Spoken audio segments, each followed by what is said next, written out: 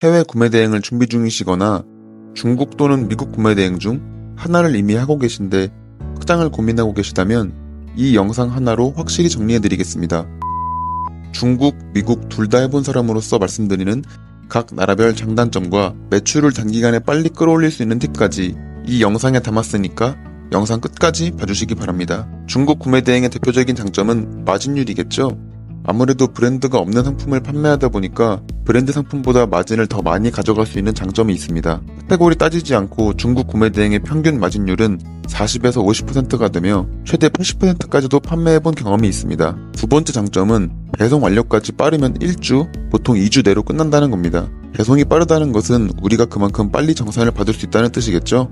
마지막으로 세 번째는 아이디어 상품이나 갑자기 뜨는 상품을 내가 먼저 소싱한다면 시장 선점이 가능하다는 것입니다. 예를 들어 나 혼자 산다 같이 시청률이 높은 예능 프로그램을 보다가 좋은 아이템이 나오면 빠르게 타오바오에 검색한 후 업로드를 진행한다면 방송이 끝남과 동시에 판매가 이루어지는 경험을 하실 수 있습니다. 이건 정말 꿀팁이죠. 또한 그 제품이 꾸준하게 판매되어 리뷰가 쌓인다면 상세 페이지를 중국어가 아닌 한글로 깔끔하게 다듬어줘서 추가적인 판매까지 노려볼 수 있겠습니다. 여기까지 중국 구매 대행의 장점이었고요. 단점은 뭐가 있을까요? 바로 CS 문의가 많다는 것입니다. 아무래도 중국어가 많다 보니까 CS 문의가 많을 수밖에 없고 제품 퀄리티도 보장할 수 없기 때문에 반품 이슈도 잦을 수밖에 없죠. 대신 마진율이 크니까 이 정도는 안고 갈 만한 문제 같습니다. 리스크 없는 사업은 없으니까요. 두 번째 단점은 지재권 이슈입니다. 저희가 모든 브랜드의 디자인을 알기 힘들기 때문에 업로드를 하다 보면 가품 또는 모조품을 올릴 가능성이 있는데요.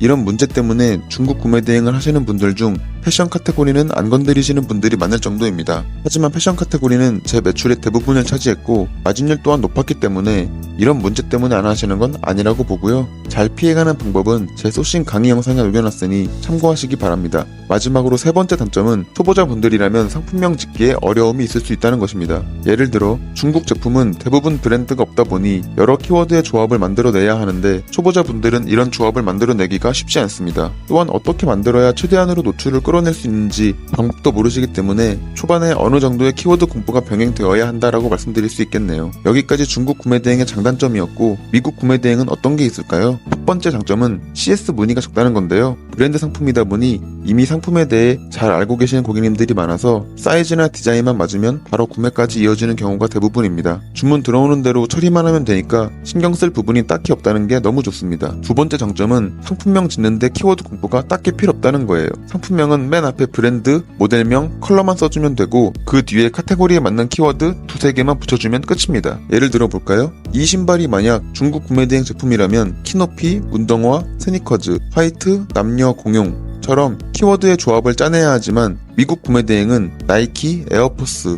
올백, 화이트, 스니커즈 정도로만 써주셔도 판매가 이루어질 수 있습니다. 어때요? 정말 쉽죠? 세 번째 장점은 지재권 이슈가 적다는 겁니다. 물론 소싱 사이트가 정품을 보장해 주어야 한다는 전제가 깔려있지만 웬만한 대형 미국 패션 사이트는 정품을 판매하고 있기 때문에 만약 정품 소명이 들어오더라도 구매 영수증 제출과 같은 대응으로 지재권 이슈를 피할 수 있습니다. 여기까지 장점을 알아봤고요. 미국 구매 대행의 가장 큰 단점은 배송 기간입니다. 상세 페이지에 2주 이상 소요된다고 써놔도 고객님들의 배송 컴플레인이 있고요. 미국 배대지 쪽에 날씨가 안 좋거나 기타 문제가 생기면 배송 시간은 3주에서 4주까지도 연장될 수 있는데 이걸로 이어지는 CS 생각만 하면 머리가 아플 지경입니다. 그래도 매번 이런 건 아니니까 참고 넘어가는 편이에요. 두 번째 단점은 배송 시간이 길다 보니 정산 또한 느리다는 거예요.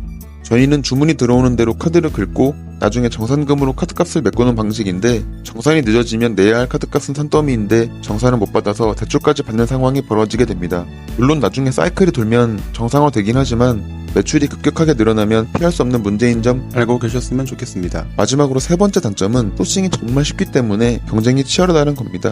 내가 쉬운 건 남들도 쉽습니다. 사업자 수십 개씩 갖고 계신 미국 구매 대행 사장님들 보면 대량 등록으로 수만 개씩 업로드 하시는데 가격적인 메리트나 소싱의 차이점이 없다면 그분들을 이기긴 힘들겠죠? 미국 구매 대행 또한 소싱의 차별점을 꾸준하게 연구하셔야 지속 가능한 사업이라는 점 잊지 마시기 바랍니다. 여기까지 중국 구매 대행과 미국 구매 대행의 장단점을 알아보았는데요. 각 차이점이 있으니 따져보시고 본인이 맞는 방식대로 선택하시면 되겠습니다. 가장 좋은 건 둘 다 하는 거겠죠?